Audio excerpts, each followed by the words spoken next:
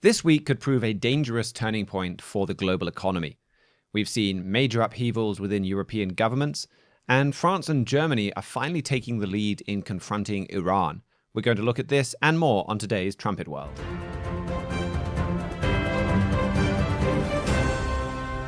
Our main story this week could be seen as a relatively small one, but one that has major ramifications. It revolves around President Trump firing just one bureaucrat, and he's fired quite a lot of bureaucrats.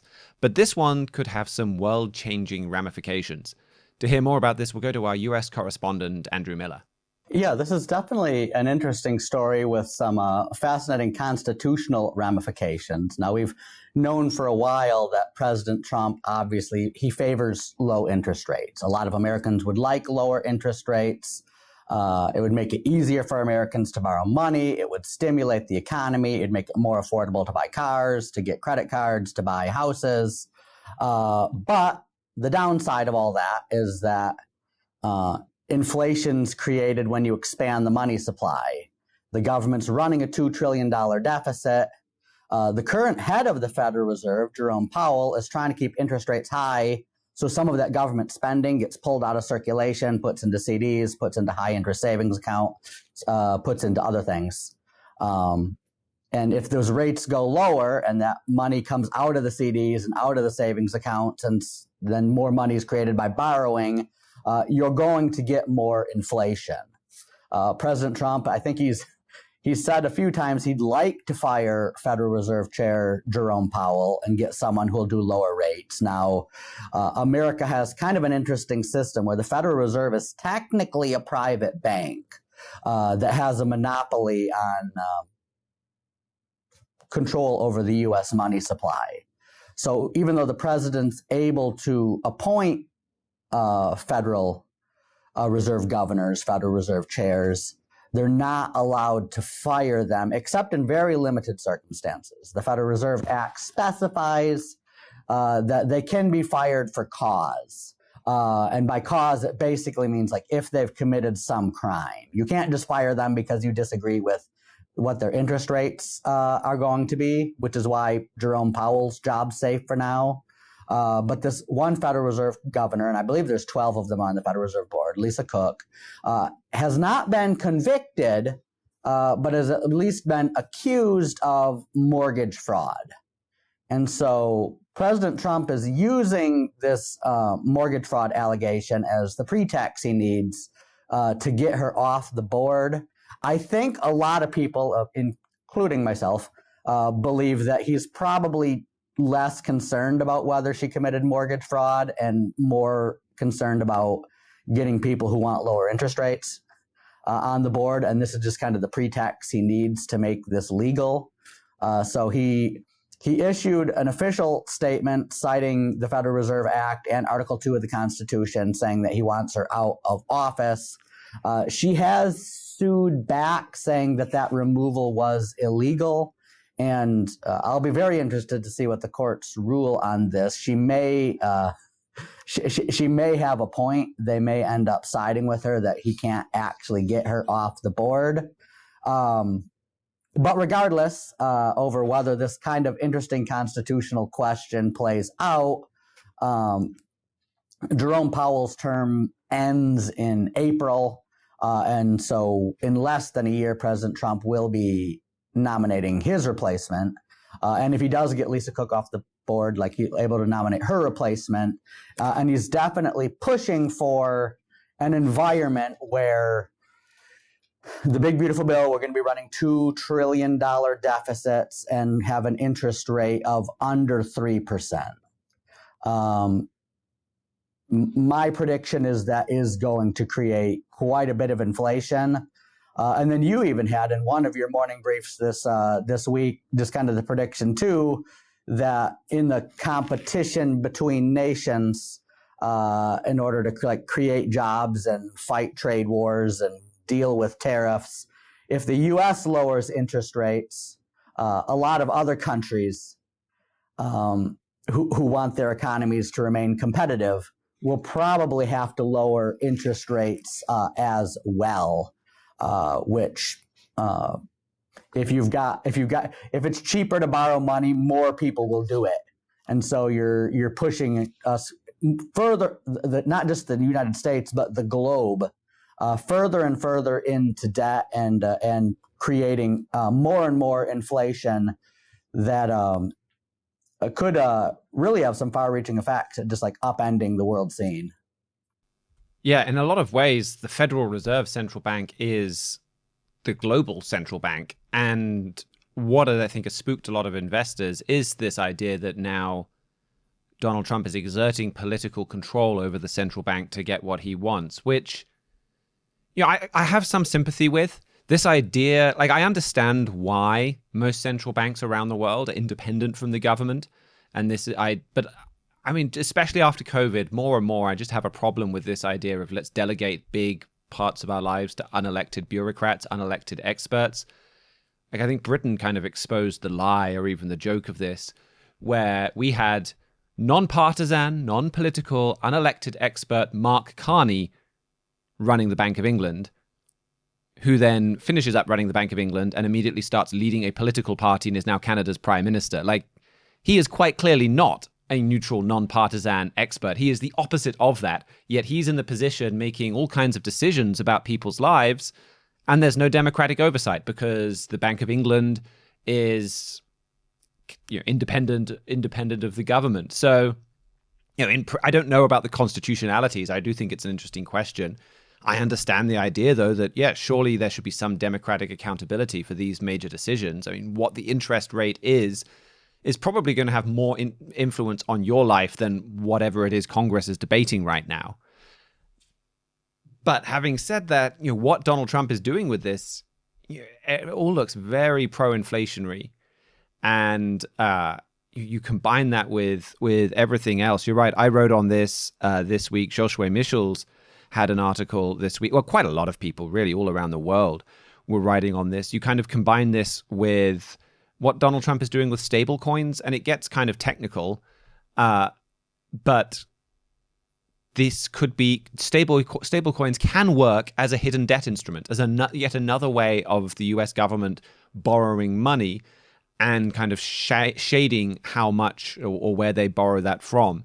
A stable coin would be a cryptocurrency, but instead of going up and down, kind of like Bitcoin and all these other ones do, it stays at the same price as the dollar, but it maintains that price by buying U.S. Treasury bonds. And so you're creating more demand for American debt. And so all of this is a massive expansion of the dollar, weakening the dollar, leading to high inflation. And this does have global consequences. The Euro Intelligence pointed out that the combination of all of this might pose existential threats to other fiat currencies around the rest of the world. So it has big issues for everybody that has a non-gold backed currency, which is pretty much everyone. Ambrose Evans Pritchard at The Telegraph, he wrote, the dollar was already on borrowed time as the world's hegemonic reserve currency before the death of the Fed. The process will now accelerate with potent implications for the de-dollarized system of global finance. But the other point that he makes, which I think is a good one, is Donald Trump is kind of leading America, it seems, to a debt-fueled boom. Everything is great for a little bit because America's borrowing a bunch of money. You can buy a bigger house because interest rates are lower. You can borrow. For more car payments. You can get a bigger car for the same money. The U.S. government can continue to fund itself by borrowing money at a cheaper rate, and you get all of these big splashy government programs.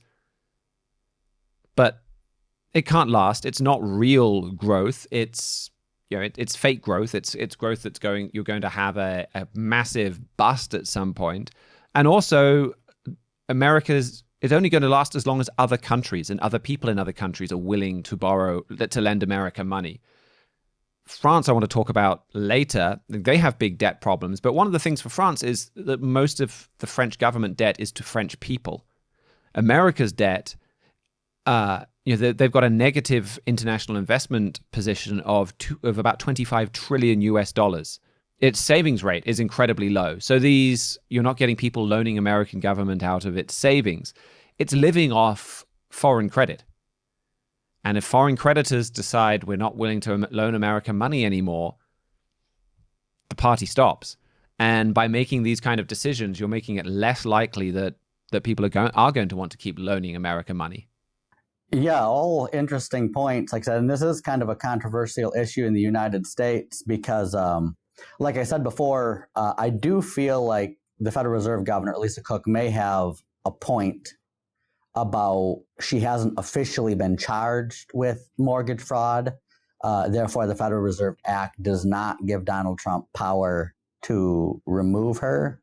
But like I said, the existence of the Federal Reserve as like this private banking cartel is not part of America's original Constitution. It's based on an amendment done in 1913. So something only had for 100 years, and especially amongst libertarians and a lot of the more right wing of the MAGA movement, there's definitely a strong feeling that like the Federal Reserve just needs to be abolished, like the 13th Amendment needs to be undone so that the people do have more control over what the interest rate is, because like I said, the interest rate is affecting more people than, like I said, whatever Congress is debating right now. That is an absolutely true statement. Now, with that, like I said, I think Donald Trump, in his efforts to just make people's lives easier, is looking in some short-term thinking, like in terms of personal family finance. Advisor I quote often, Dave Ramsey, always says that like basically like short-term pain usually cause long-term joy, and short-term joy often causes long-term pain. And so that's basically the Musk-Trump debate over the big, beautiful bill in a nutshell. It's like, if you could make some painful budget cuts now, America will continue to be a superpower throughout the century. Where if you don't, like I said, spending $2 trillion on a big, beautiful bill and lowering interest rates to 3% so you can go out and buy a new car and a new house and other things, it's going to make your life easier, and it's going to make the Trump administration go down in the history books as a time of great prosperity in the United States. But like I said, that debt-fueled boom that comes due at some point. And a prophecy we highlight a lot on the show. We've called our editor-in-chief, Mr. Judforth, I called it the late Herbert W. Armstrong's greatest personal prophecy, is that a banking or financial crisis in the United States will be the catalyst that prompts Europe to revive into a united Holy Roman Empire. Sorry, I've just got a clip we can play from Mr. Armstrong of him saying that, and we can hear about it directly from him. The present economic crisis threatens the very existence of the United States of America. Now, that statement ought to be thundered in banner headlines, filling the whole upper half of the front pages of newspapers, and also thundered out in newscasts. But this crisis, the financial crisis, is more serious than the world understands. It not only concerns the United States and Latin America, it is a world economic crisis. I was in London recently at the time of the economic summit of the most powerful nations. And I had meetings there with some of the heads of government. And I can tell you that they were even holding back a lot of the seriousness of the economic situation at this present time. What is happening can suddenly force a unification in Europe, a United States of Europe, that will produce a new world power, a world power colossus, perhaps larger than either the Soviet Union or the United States, and formed for the very purpose of destroying the United States of America. And that very fact is foretold in your Bible in the prophecies of the Bible, believe it or not. Yeah, so that's a powerful prediction we just heard right there, and we've called it his greatest personal prophecy because there's not a chapter and verse in the Bible I can quote about a financial crisis causing Europe to unite. There's many verses, over 100, that you could quote about a revived Holy Roman Empire conquering end-time Israel or the United States. You've got Revelation 17 that talks about 10 kings, and verses in Habakkuk that talks about the evening wolves coming for Israel. So many, many verses that talk about Europe being militarily superior to the United States. That's not the case right now. And for that to be the case, something major has to change. And so if you're just looking at how could you get a geopolitical alignment that far-reaching happening so fast? And it is just because of the sheer size of America's debt. It is its national Achilles heel, and its greatest national security threat. And so a debt crisis is something that could really cripple America's ability to defend itself overnight, and create a geopolitical crisis so far-reaching that nations as divergent as France and Germany and Italy and Poland, who have just language barriers, cultural barriers, centuries of animosity towards each other, actually unite as one common block to deal with the crisis that was created by the fact that you've got an enormous debt crisis that's just basically overturned the world economy.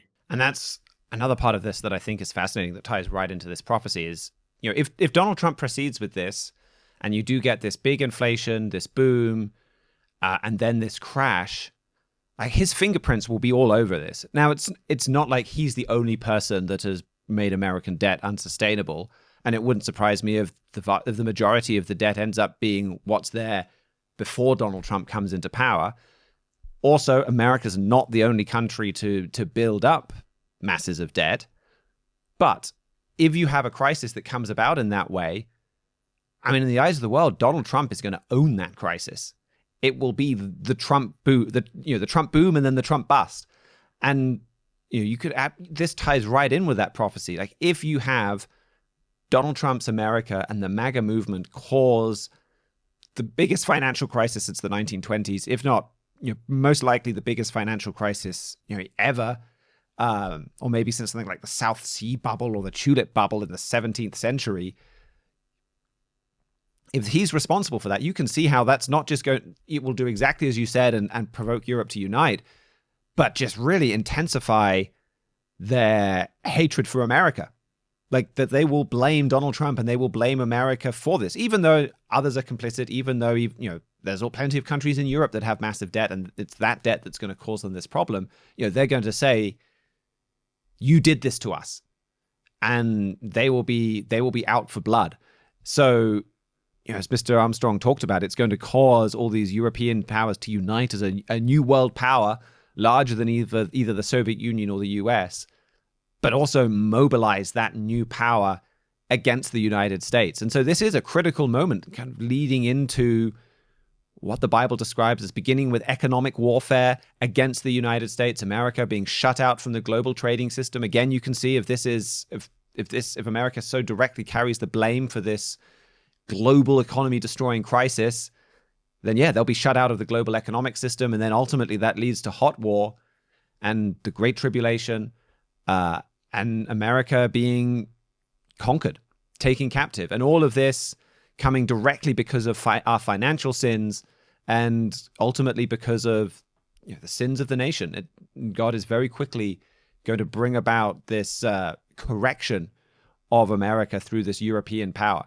But I think this story ties right in with what I wanted to talk about for Europe this week, where, Andrew, I thought you really did kind of paint the radical change that needs to happen for all of these squabbling countries. And we've seen that with the news out of Europe this week too, just the radical kind of change that it's going to take to get Europe to unite behind a strong leader. I think it was a really interesting situation where you had at the start of this week, that piece of news, that firing from Donald Trump was one of, I think, a dozen things that he got done over the weekend. And you contrast that with European politics this week, and they're just kind of stuck. And they've got all of these problems building towards crisis that they're not addressing. So you had the Dutch government collapse back in June and then collapse again over the weekend, which I didn't even know you could have that happen. But you had the coalition fell apart. They've got a caretaker government that's just in charge to keep things ticking over until their election in October 29th. And the caretaker government couldn't even do that. And you had a major part of the caretaker agreement quitting. The foreign minister, Casper Veldkamp, he pulled his new social contract party out. And now you've got a government where ministers are having to wear 2 or 3 hats to cover all of the jobs. They only have 32 out of 150 parliamentary seats. So they don't even have a quarter of the seats in the Dutch parliament, let alone a majority. And there's no sign the Dutch are going to be able to form a functioning government after the election.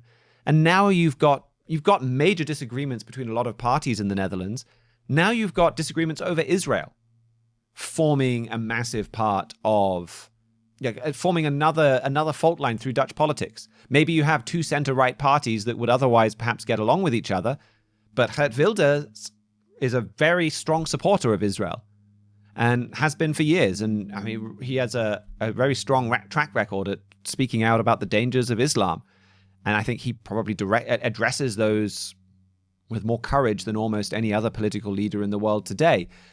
You have other parties, though, that are just rabidly anti-Israel, if not anti-Semitic. There's a very strong strain of that in the Netherlands. We saw what was almost a pogrom in Amsterdam several months ago. So you've got yet another thing now making it harder for parties to get along. I don't see how the Netherlands gets another government before the war in Gaza is finished. Feels like you need that to calm down before they can have a workable majority. So they're in turmoil. France, now their government seems almost certain to fall on September 8th. So we've got just over a week left of France having a government. Maybe almost certain overstates it a little, but it certainly seems on the way down and out. Here you've got Francois Bayrou, and he's spoken out. Here is a politician that is willing to confront the problem of runaway debt. The problem is no one else in French politics is willing to confront the problem. No, the French parliament isn't willing to confront the problem. And as a prime minister, there's only so much he can do. So he's put together a very unpopular 44 billion euro spending packet. So maybe something like 50 billion US dollars. And nobody really likes it. There are big protests that were scheduled for, I think, September 10th. And so what he's done is he set this kind of do or die vote in September 8th. Parliament either approves his cuts or they vote him out of office. And he's set up a vote of no confidence where it's basically, look, if I don't get my cuts through, you've got to get rid of me. I can't do anything. I mean, France borrows more money annually than any other Eurozone country compared to the size of its economy. Its debt is growing by nearly $6,000 every second. Again, compared to the size of its economy, it's double Germany's. And trying to fix this keeps unseating prime ministers. They've cycled through 7 governments in the last decade. Bayrou only came in December. The previous prime minister only lasted about a month and a half as he grappled with this problem. So they can't get a functioning government together. They can't address their problems. Germany's economy is struggling. You had a lot of stats out this week. Bankruptcies in July were up 20% over the same month last year. It was the highest July in a decade. Industrial production fell by 1.9% in June, hitting its lowest level since COVID. Unemployment is up 170,000 in the last year. It probably crossed 3 million this month, again, making it the highest in a decade. And Friedrich Merz came into office talking a good talk about German industrial production. We're going to turn around the German economy. We're going to help German industry. And then he's not done anything on that. He's focused much more on foreign policy. And he's made some major important changes on foreign policy, certainly on Germany's military. And Rheinmetall was opening a big new factory this week. And a lot of German politicians were making big speeches there about the turnaround on their military. And yeah, they're absolutely right. It's a big deal. He has made big progress there in turning around the German military. But the German economy is kind of stuck in the too hard bin. At a party conference a week ago, Merz, he warned the welfare state that we have today can no longer be financed by what we produce in the economy. It's unsustainable. We have to make cuts. But he can't cut it with his current coalition. His coalition partners, pretty much their purpose exists for more welfare spending. That's like their number one priority. So Germany's coalition politics is stopping them from dealing with some of their biggest issues. I mean, certainly I think on the domestic front, over the weekend, President Trump did, or at least initiated, more reforms than France and Germany have managed in the last year. So once this crisis hits this economic crisis hits that you were talking about, I mean, Europe can kind of see, well, Donald Trump may have caused this crisis, but a Trump-like leader or some energetic, decisive,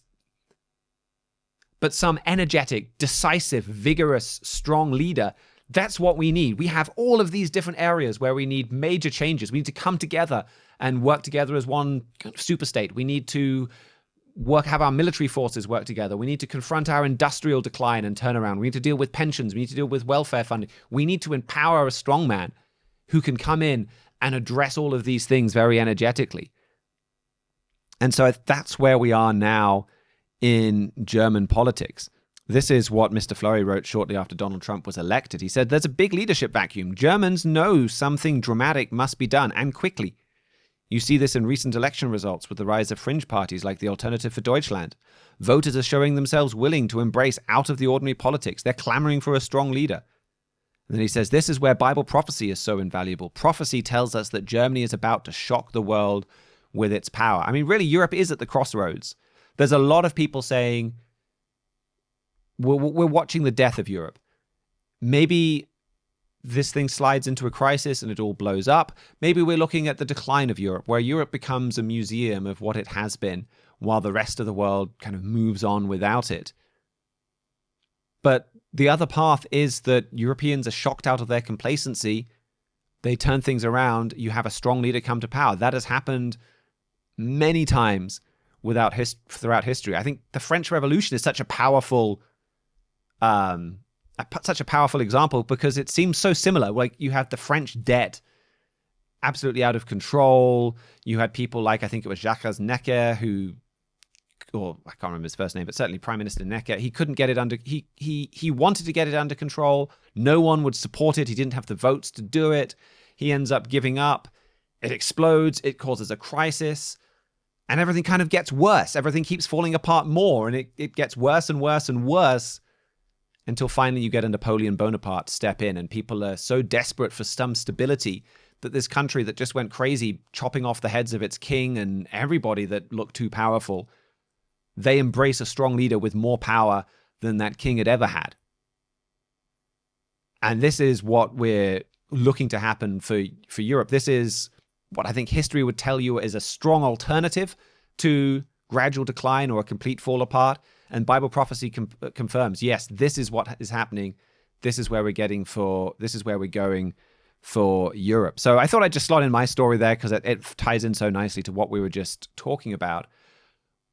What else, though, we had other important news from the United States. Did you want to give us the rundown of those, Andrew? Yeah, a couple pretty big domestic news stories just showing a lot of social problems in America and other English-speaking nations.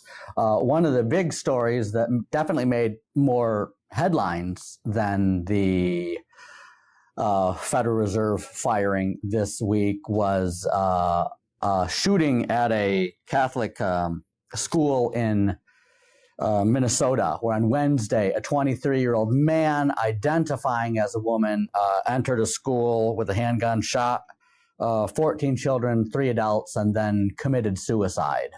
And so I think this is, I didn't look at the exact statistics, but this is one of the latest of the high-profile transgender mass shootings. There's been 3 or 4 over recent years. Person clearly demon-possessed, but just highlighting a problem in American culture that, like, we did an infographic a couple years ago on just mass shootings, not murders overall, but mass shootings, and just how dramatically they've been going up in the past decade or two, or really the past couple decades, highlighting the fact that the guns aren't necessarily new. There have been a lot of those in America for about 200 years. But the mental illness aspect of just the number of people who clearly have deeply disturbed mental problems just going into schools and churches and other places and conducting these mass shootings is something that is definitely increasing in the United States. Yeah, so then another related story about just social problems in Britain, Scotland in particular, about just like their ongoing struggle with immigration and gang rapes and grooming gangs over there, is a viral Twitter video of a 14-year-old in Scotland with an axe and a knife, standing up to 2 Bulgarian immigrants who had been harassing her 12-year-old sister, and just pushing back against that, where I believe she was even gotten some trouble for that, for just making threats here. And I guess there may be some questions over what fully happened, since this is just a video on Twitter, but it definitely, at the very least, has highlighted the fact that there are definitely grooming gangs and a rape epidemic led by illegal immigrants in the UK that the government has been ignoring. And so this case, as to whether exactly how legit the threats against the 12-year-old sister were, and how much the role the knife and the axe had in saving her, it definitely highlights the fact that children in many of these regions are kind of on their own, as the adults are not taking the broader crisis as seriously as it needs to be taken. Well, thank you for that, Andrew. And I'll just run through some of the other stories from Europe this week. We have so many stories about the German military. I felt like we could have kind of almost put out a daily update on Germany's military rise this week. So much was happening. So we learned that the German cabinet approved more arms exports last year than in any previous year. That was according to an arms export report that Politico got the details of and published this week. The government approved $12.8 billion, so that's 15-ish US billion dollars of exports in 2024. That was up from $12.1 billion in 2023. Vast majority of these were for Ukraine. So, more weapons coming out of Germany. The German cabinet also approved several bills that will help Germany boost its military power. One creates a new National Security Council that will be chaired by the Chancellor. It will include key ministers and officials from other allied countries, NATO and the EU. And the idea of this council is that it will plan for emergencies, and then it will help Germany move quickly when those emergencies hit. And the other bill that they approved is a new military service bill. This is about expanding the number of personnel serving in the German military. So Germans will soon get a questionnaire after they turn 18 that will assess their willingness and ability to serve in the army. Men will have to fill it in. For women, it will be voluntary. And the purpose is to encourage more people to sign up, and then to make it easier to introduce conscription if they want to do that in the future. And the government wants this as part of their efforts to increase their number of soldiers from 180,000 to 260,000 by the early 2030s. Now, these two bills still require approval from the Bundestag, German parliament, but the coalition has a massive majority, or a pretty decent majority, in that parliament. So now that the cabinet has approved these bills, they're almost certain to go through. Also, Rheinmetall opened Europe's largest artillery ammunition factory this week. It will aim to produce 350,000 rounds of 155 millimeter ammunition by 2027. It was built in around 18 months. the CEO of Rheinmetall. He said, building this factory proves that Germany can do things quickly when it really matters. And he said how this is a German contribution to a pan-European defense ecosystem. Europe has really stepped up its production of things like artillery shells since 2023. So rapid expansion of Rheinmetall, Germany's military capacity. There's also talk recently about Lockheed Martin outsourcing production of very important US missile systems to Rheinmetall in Europe. So lots of important stories on Germany's military developing. That was the cover of our latest Trumpet print magazine. And Mr. Flurry wrote, Germany's great industrial power is being rapidly transformed for military purposes. Germany is already Europe's largest military spender, but is only at the beginning of a frightening military transformation. I mean, this will give that military edge to this power that is rising now and that we talked about just a few minutes ago, that God is going to use to punish the United States. And that article from Mr. Flurry is Germany is arming for World War III. We also saw Pope Leo siding against Britain and America this week. He said that he was delighted that Britain had agreed to give the Chagos Islands military base to top Chinese ally Mauritius. He called the move a significant victory that would, quote, repair and engrave injustice. I can't see how giving an island to a country that has never owned it repairs any injustice. And I think it shows that the Pope is continuing one of Pope Francis's most significant legacies of rallying the world against Britain and America. And then the final story I want to talk about, and I think this introduces our next subject quite nicely, is that we've got a pretty good look at who blew up the Nord Stream pipelines this week. So you've got these Nord Stream pipelines that run between Russia and Germany. They were both blown up in 2022, and there's been a lot of speculation as to who it was. German intelligence reports kind of leaked into the German press this week, and the finger points very, very strongly at Ukraine, and that this was a Ukrainian government-sponsored, government-approved attack. So all 7 suspects for this attack were Ukrainian citizens. They had genuine Ukrainian passports with fake names, which indicates that the Ukrainian Secret Service was involved. There are even indications that one of the attackers had previously worked for Ukraine's domestic intelligence service. And the US and Germany has issued Interpol notices, red notices for the arrest of these individuals. I mean, you look at all the evidence, it's theoretically possible that you had rogue elements within Ukraine's security service, secret service doing this without government approval. I mean, that seems unlikely. We're looking at the finger pointing more and more solidly at the government signed off on this. And that raises a lot of interesting questions. What does this mean for German-Ukraine relations? You do have more and more Germans wanting their country to publicly break with the US, break with NATO, side with Russia. And now they can point to, hey, Ukraine, this theoretical ally, blew up these pipelines. I mean, we weren't using them at the time, but still, we spent a lot of money into building these pipelines, and Ukraine blew them up. And already, without cheap raw materials from Russia, German industry is really suffering. I mean, I mentioned some of those statistics earlier.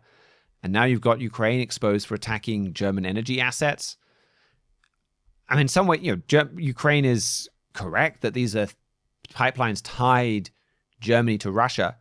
When the Nord Stream 2 project was finished, Mr. Flurry wrote about that in a 2008 article. He says, in fact, though Russia and Germany will not say so, this pipeline project is clearly intended to wreck NATO. So perhaps Ukraine did NATO a favor by striking these pipelines, but now that we're getting more of this exposed, I mean, this could really help shift German politics sharply against NATO. And Mr. Flurry wrote in that article, many elite Germans feel their nation has now gotten all it can from the US, and they're ready to move on. Some powerful Germans today are thinking more and more about the Holy Roman Empire, and they want modern Germany to assume more power of its own in the spirit of that empire. They want to establish Europe as a mighty German-led superpower. I think we see that desire of a Europe that's a mighty German-led superpower is clearer than ever. And this exposure, that's going to help those elites that want Germany allied with Russia and against the United States, bring Germany around into that open alliance. And it will, again, help Germany speed up its efforts to militarize. After all, if they're vulnerable to an attack from 7 guys from Ukraine, who else are they vulnerable to? Now, the German government isn't keen to address these things. But I think over the long term, this is another factor that's going to help shift Germany around and be used by those that want to break with the United States and bring Germany in a very different direction. But this talk of Ukraine does bring me around to our top story from Asia this week, where we had Russia launching the second biggest air assault of the Ukraine war. This time, instead of Ukraine attacking a German target, there was an EU building damaged in the Russian attack, with at least 21 dead. And so to hear more about this, we'll go to Jeremiah Jacques. Yes, that's right, Mr. Palmer. The war on Ukraine continues to rage on. We've just crossed the 3.5-year anniversary of this war. And of course, there are peace efforts underway right now, but Vladimir Putin just keeps on making it more and more clear that whatever he may say in meetings, he actually has zero interest in ending the war at this time. We saw this very clearly on Thursday when his forces launched, as you said, they're the second biggest air assault of the entire war. There were 598 drones and 31 missiles that Russia fired at targets in Ukraine that night. And they were fired at civilian targets, residential buildings, and civilian trains. And good news for Vladimir Putin, he succeeded in killing several civilians. So far, the death toll in Kyiv is up to 23 civilians that Putin's forces killed. 3 of them were children, including a 2-year-old girl. This little girl was born during Putin's full-scale war on Ukraine. And she lived her entire life in the shadow of that war, under attack. And then she was killed this week by Putin's forces. So Putin is accomplishing his goal of terrorizing and demoralizing the population just by killing their children and others. And he also said this week that he doesn't accept Europe's plans to give Ukraine security guarantees by having European forces inside of Ukraine. That was something that's been discussed ever since President Trump met with President Putin in Alaska, and even more so since the follow-up meeting between President Trump and the Europeans. But Putin says he rejects that. And with this attack, he showed Europe and he showed President Trump and the world just how adamantly he rejects it. In this strike, as you said, Russia also hit mission council offices for the EU and for Britain. So that, I think, really just underscored what Putin thinks of the plan that the Europeans have come up with to try to keep Putin from taking the entirety of Ukraine. And as a result of all of this, some are now hoping that President Trump will become a little more cognizant of exactly who he's dealing with in President Putin. And some hope that President Trump might finally apply some of the sanctions that he has threatened on Russia and its partners, and that he may transfer some funds from frozen Russian assets to Ukraine. But so far, President Trump is opting to just continue with his strategy of what is essentially victim blaming and trying to flatter Putin into some sort of a peace deal. So he keeps on promising 2 more weeks. He says 2 more weeks, Putin, that's all you have. And this time, if you keep bombing civilians and killing children and refusing any sort of a peace plan, this time, if you don't stop all that within 2 weeks, then America will begin to apply some pressure. But time and again, that pressure on Russia does not materialize. Instead, we just have things like President Trump saying that he plans to invite war criminal Putin to the U.S. to watch the World Cup next year. So it's an extremely naive and disturbing approach that President Trump is taking. But these developments, Russia's massive aerial barrages on Ukraine that just keep on coming, they show that Vladimir Putin's ambitions, 3.5 years into this war, remain undiminished. They show that he continues on just as fiercely determined as ever to control more land and more people, no matter how many billions of dollars have to be spent, no matter how many Russian lives and 2-year-old Ukrainian lives and any other lives have to be lost in the process. And however it plays out in the short term, Bible prophecy shows that Putin will come out of this still as a powerful dictator. And he'll go on to fight far more devastating wars in the future. The main prophecy that you could go to understand that is in Ezekiel chapters 38 and 39.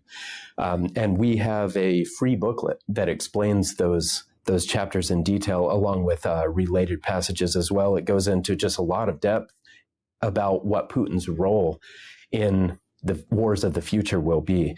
This booklet is called The Prophesied Prince of Russia, and it's one that we send out for free to anyone who would like a copy. So I hope you'll visit thetrumpet.com and order your free copy of The Prophesied Prince of Russia there. Thank you for that, Jeremiah. I got an email or two, I think, this week relating to what we talked about last week, and I think there's a point that we can make there. Basically, pointing out several immoral things, immoral leaders in Ukraine.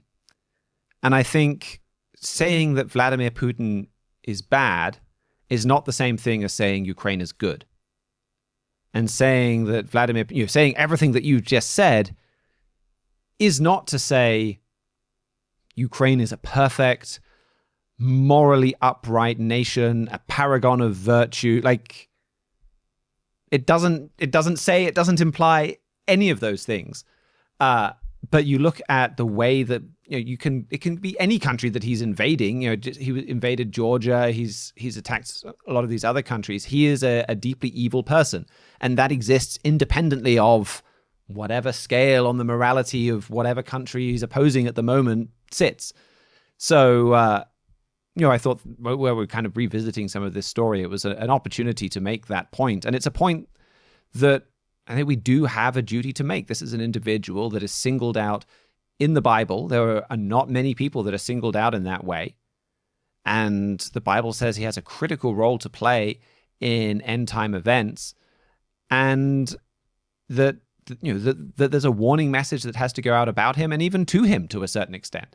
So, Mr. Fleury has an obligation, and we support him in doing that, of warning Vladimir Putin, warning about Vladimir Putin, pointing to the critical role that this individual is going to play in end time events. I mean, he is a particularly stubborn leader that is going to play a role in a war that is just incredibly punishing and that pushes mankind to the brink of extinction.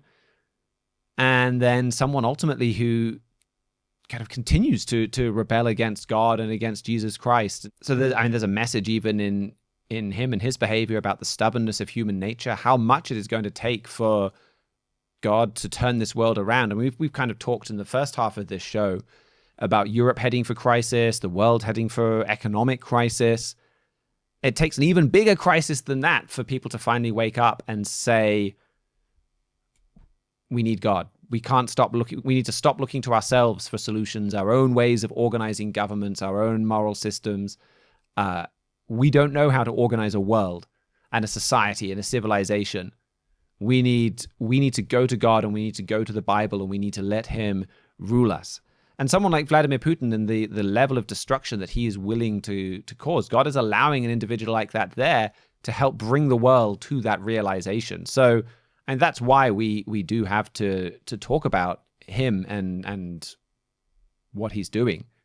Yes, I think that's a fair point, and I do think that we have to recognize also that when people get fixated on the shortcomings of Ukraine, when people get kind of obsessed with what may be problematic about the governance of Ukraine or Georgia or Kazakhstan or Belarus or Moldova or any of these other nations that are very much in the crosshairs of Vladimir Putin, it would be naive not to recognize that a great deal of that is because of an extremely concerted effort that Putin's regime is making to fill the bandwidth with propaganda that is anti-Ukrainian. So plenty of the criticisms are valid.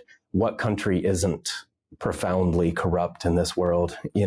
There's plenty of valid criticisms, but a lot of the reason why you have especially more right-leaning people fixated on so much of this is because they are being a little bit seduced and misled by propaganda that originates from Russia, and it's easy to trace a lot of that back to Vladimir Putin. So it's, so some of that I think people need to be a little bit more judicious and a little bit more discerning with the sources that they choose to really just wholeheartedly believe in.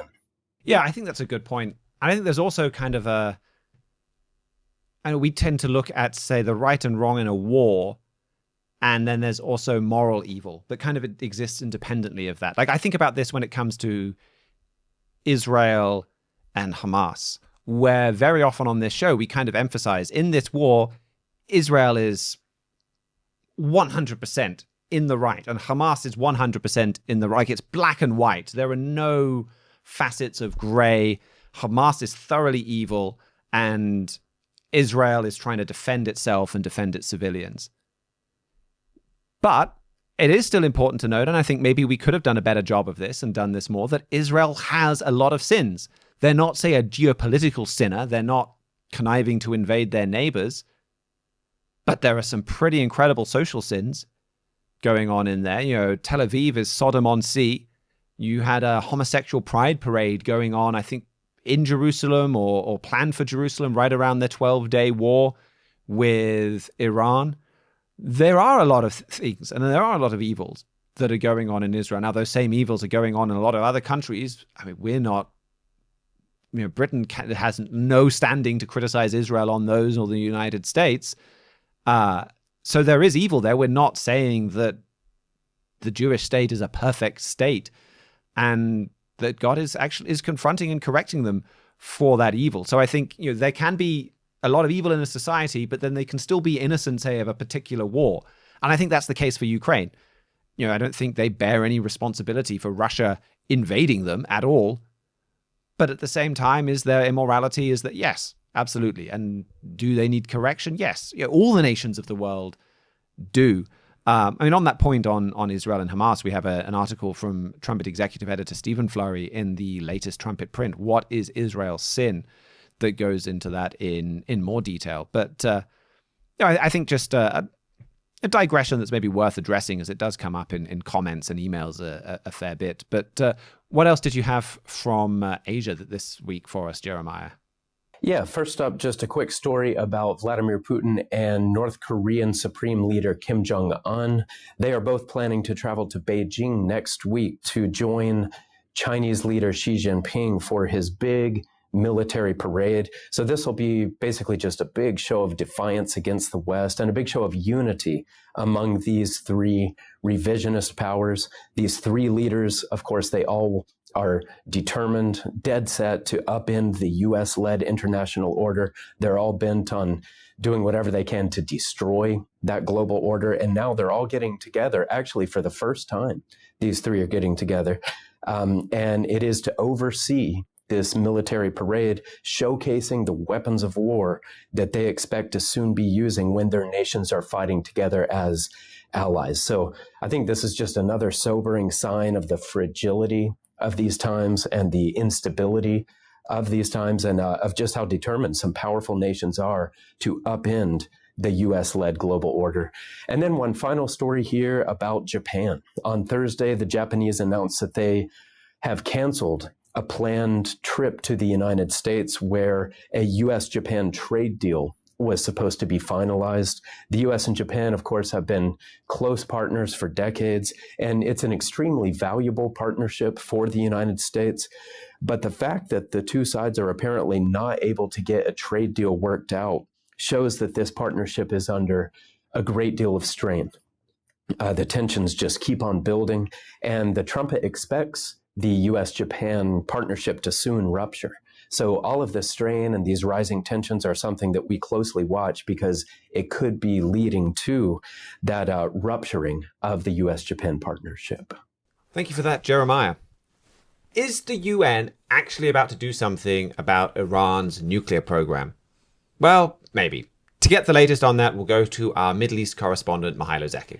So yesterday, the United Kingdom, France, and Germany announced they're going to trigger snapback sanctions at the UN against Iran per the Joint Comprehensive Plan of Action, aka the Barack Obama nuclear deal. The nuclear deal was signed in 2015. It was to last for 10 years and was to expire this October. So if those three wanted to do anything about Iran and its nuclear program, it was basically now or never. They had a summit in Geneva a few days ago to maybe do a last-ditch attempt to get a diplomatic solution sorted out, and looks like that went nowhere. This is what the section, what the joint statement read, quote, "Today, Iran's non-compliance with the JCPOA is clear and deliberate, and sites of major proliferation concern in Iran are outside of IAEA or the UN's Atomic Energy Agency monitoring. Iran has no civilian justification for its highly enriched uranium stockpile. Its nuclear program, therefore, remains a clear threat to international peace and security." End quote. Now, what does all this mean? Well, the sanctions don't get implemented until about a month from now, but they're non-vetoable in the Security Council, meaning Iran's friends Russia and China can't really get in the way. What exactly are these sanctions? Well, they mean a conventional arms embargo enforceable throughout the mechanisms of the UN rather than just through the United States. How that would even not exist at this point, considering everything else Iran has done, is beyond me, but it also includes an international ban on Iran's enrichment and missile development programs and allows other countries to enact their own mechanisms against Iran individually. What's Iran's response to this? Well, Iran's parliament is already drafting legislation to remove Iran from the Nuclear Non-Proliferation Treaty. They've already been against that for years now, but now that they're officially leaving it, which, if memory serves me right, is either the only country to ever leave it or second after North Korea, that basically means they're declaring we are going to go ahead with a nuclear weapons program. Europe is still, all three countries are still saying that a diplomatic solution is possible if Iran will come to the negotiating table, but Iran's been coming to the negotiating table and offering nothing in exchange for asking for everything and expecting its bullying to get its way. And if it hasn't gone to the negotiating table after the U.S. and Israel bombed its facilities, if it hasn't gone to the negotiating table after all these years, it's probably not going to go to now. So it seems very likely these sanctions are going to go ahead. There's nothing that Russia or China alone can do to stop them. It would require the entire permanent members of the Security Council, I guess, all to prevent these sanctions going ahead, which would mean European countries having to change their minds, or all of the E3 to change their minds. That snapback will require the UN to put sanctions on Iran. Russia and China, because they're permanent members of the UN Security Council, can completely ignore that and then block any punishment that they would receive for violating those sanctions. Presumably they could shield other countries from any punishment for violating those sanctions. So, I mean, is this an important symbolic step of Europe combating Iran, but only a symbolic step? Or is this going to have a practical effect on Iran? Well, a lot depends on what Russia and China do. There could very well be some wrangling, like some concessions in Ukraine, for example, in exchange for Russia's participation. Right. I think we could probably take it for granted that Russia and China will completely ignore the sanctions and side with Iran. So if they do that, then does it have any meaningful impact? Well, now third-party countries have UN authorization, if you could say, to enact their own sanctions. A lot of them have been a bit afraid to hurt Iran in this way. If they were just siding, say, only with the United States, if they were only siding with Donald Trump, now they have a bit more of an umbrella to do so, and Iran's currency has already had like a plummet within the past 24 hours with the news breaking out. And also, this isn't necessarily something that's spelt out in official policy, but this does put these European countries in a new light with Iran. To this point, Europe has been seen as like the middleman that can speak between Iran and America, the party that's trusted by both sides to channel information and to soften the other's position. At this point, Europe is basically throwing its lot in, no, we see what you're up to. We're not going to look the other way anymore. We are against you. And the fact that Iran's pulling out of the treaty now, as opposed to with everything else the United States has done under Donald Trump against Iran, I think this shows how much this is hurting, or Iran is taking this personally. Before, Europe was not really seen as a main player, and now Iran's saying, okay, you are as much of somebody that we are going to be against as much as the United States now. So there are some practical consequences of this, and even that symbolic gesture of Europe nailing its colors to the mast and saying we're on the anti-Iran side, that alone has practical impacts. So this is something, this shift in Europe and in Germany's position, this hardening against Iran, this is something we've been watching over several years because of some very specific Bible prophecies. Yes, one in particular, that's Daniel 11, verse 40. I'll read it out. At the time of the end shall the king of the south push at him, and the king of the north shall come against him like a whirlwind, with chariots and with horsemen and with many ships, and he shall enter into the countries and shall overflow and pass over. Lot to unpack there. What does that mean? Well, this is what Trumpet Editor-in-Chief Gerald Fleury said in a 2016 Key of David about this verse. This is clip 1. Notice Daniel 11 and verse 40. Here is that Holy Roman Empire, and notice what it does. And at the time of the end shall the king of the south push at him, and the king of the north, that's the Holy Roman Empire, led by Germany, shall come against him like a whirlwind, with chariots and with horsemen and with many ships, and he shall enter into the countries and shall overflow and pass over.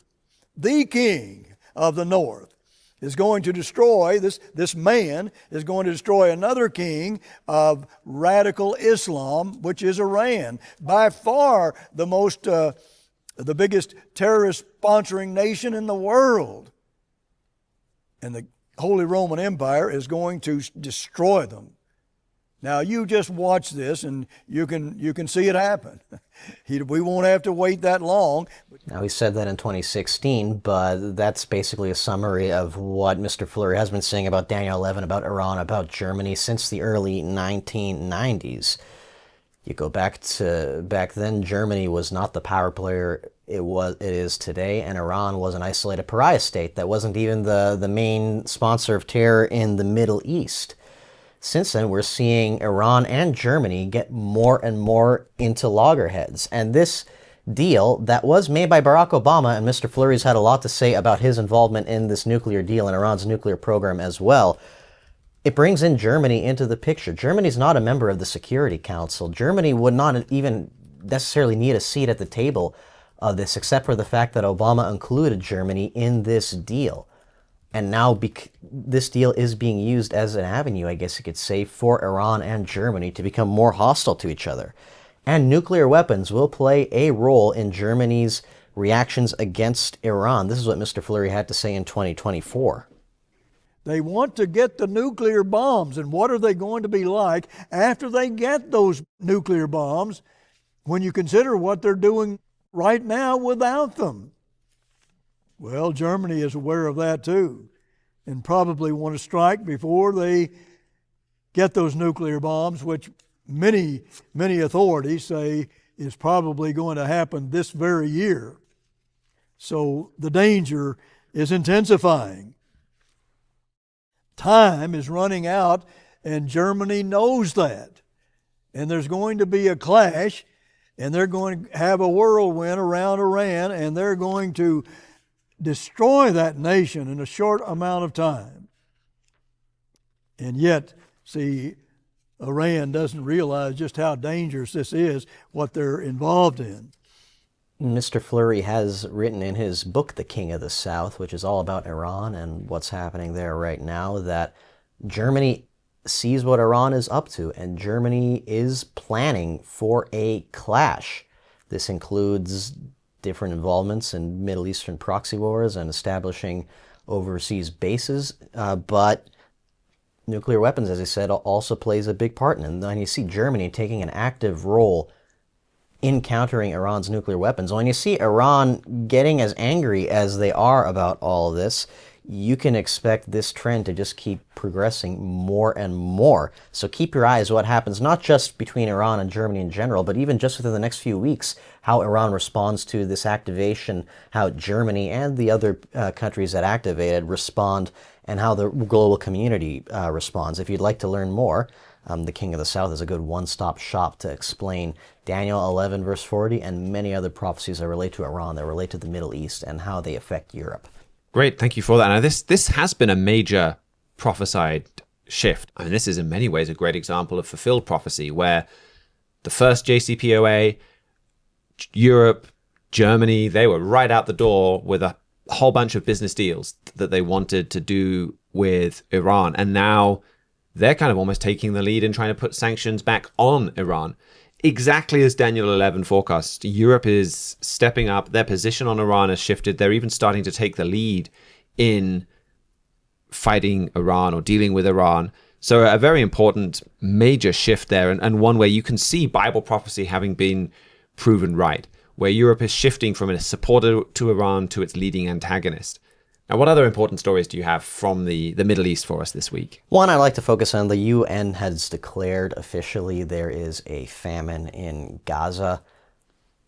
It shouldn't surprise that there's big things happening there. It is a war zone. It is one of the most densely populated places on Earth, but you combine that with everything else that the UN has said about Gaza and Israel, how you have officials like Francesca Albanese openly declaring that Israel is committing genocide, and you can see this is just another attempt to delegitimize everything Israel is doing there and make Israel look out to be the aggressor, the bad guy that needs to be stopped. We went into this in more detail, or you did rather, in this Wednesday's Trumpet World, which if people would like to learn more about that, they could go and watch that. Yeah, that's where we got a representative from the Gaza Humanitarian Foundation on the show. Great to talk to someone who's just very plugged into what events are like on the ground and it gives a unique view of what has been going on in Gaza. So you can get that on Wednesday's show. Thank you so much for that, Mihailo. Thank you to all of our panelists. Thank you to you, the viewer, to George Haddad and Victor Granados for engineering and production. If you have any questions, comments on the show, you can get in touch with us, trumpetworld@thetrumpet.com. Thank you so much for joining us. We'll be back with our regular show on Wednesday. Until then, keep watching your world.